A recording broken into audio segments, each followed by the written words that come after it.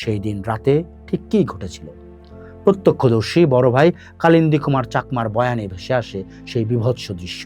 টর্চের আলোয় তিনি স্পষ্ট দেখেছিলেন একদল সেনা সদস্য আর ভিডিপি কর্মীকে, যার নেতৃত্বে ছিলেন তৎকালীন কজইছড়ি ক্যাম্পের লেফটেন্যান্ট ফেরদৌস।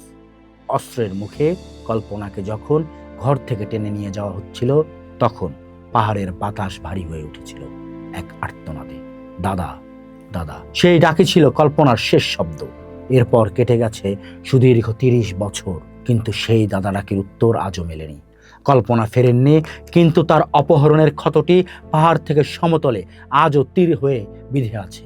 কল্পনার অপহরণ পরবর্তী তদন্তের ইতিহাস যেন এক রাষ্ট্রীয় প্রহসনের মহাকাব্য। একটি অপহরণ মামলার তদন্ত কর্মকর্তা পরিবর্তন হয়েছে 39 বার, দফায় দফায় কর্মকর্তা বদল হয়েছে, কিন্তু পাল্টায়নি তাদের তদন্তের ধরাবাঁধাগত। দুই ভাই অপহরণকারীদের চেনার পরেও অদৃশ্য শক্তির ইশারায় অভিযুক্তদের নাম বারবার বাদ দেওয়া হয়েছে। তদন্ত প্রতিবেদনে কখনো বলা হয়েছে কল্পনা স্বেচ্ছায় আত্মগোপন করেছেন, কখনো বা দাবি করা হয়েছে তিনি ভিন দেশে পালিয়ে গেছেন। রাষ্ট্র ও প্রশাসনের এই অদৃশ্য দেয়াল বছরের পর বছর ধরে সত্যকে আড়াল করার চেষ্টায় লিপ্ত ছিল। 2024 সালের 23 এপ্রিল রাঙামাটির আদালত যখন মামলাটিকে চূড়ান্তভাবে খারিজ করে দেয়, তখন বিচারহীনতার এক নতুন নজির নাজির হয়। 28 বছর বিচার প্রার্থী হয়ে দাঁড়ে দাঁড়ে ঘোরা ভাই কালিন্দী কুমার চাকমার জন্য এটি ছিল এক চরম অবমাননা। রাষ্ট্র যেন এক আদেশের মাধ্যমে ঘোষণা করে দিল কল্পনা চাকমা বলে কেউ ছিল না। কিন্তু ইতিহাসের সত্যকে আদালতের কলমে মুছে ফেলা যায়? কল্পনা যে বিচারহীনতার সংস্কৃতির কালো থাবার বলি হলেন, তা আজ পাহাড় ও সমতলের মানুষের কাছে এক জ্বলন্ত প্রশ্ন। কল্পনা কেন আমাদের জন্য আজও প্রাসঙ্গিক? কারণ তিনি পাহাড় ও সমতলের নারী আন্দোলনের মাঝে একটি সেতু স্থাপন করেছিলেন।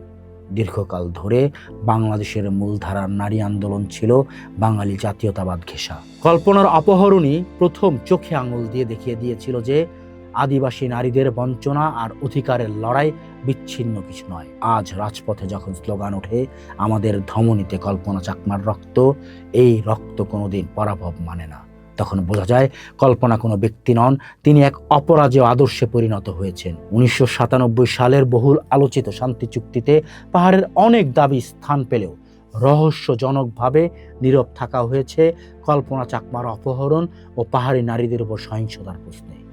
চুক্তি সম্পাদনকারী পাহাড়ি নেতারাও কল্পনার বিষয়ে অনেকটা সময় নিশ্চুপ ছিলেন। পুরো শান্তি প্রক্রিয়া থেকে নারীদের দূরে সরিয়ে রাখা সেই পুরুষতান্ত্রিক রাজনীতির কল্পনা অনেক আগে টের পেয়েছিলেন। আজ পাহাড়ে বিভক্ত আঞ্চলিক দলগুলোর মাঝে অস্ত্রের ঝনঝনানি আর উন্নয়নের নামে চলছে বাস্তুচ্যুতির খেলা। এই গোলক ধাঁধায় কল্পনার অপহরণের বিষয়টি সুকৌশলে ধামাচাপা দিয়ে দেওয়া হয়েছে। কল্পনা চাকমা কি তবে হাওয়ায় মিলিয়ে গেছেন?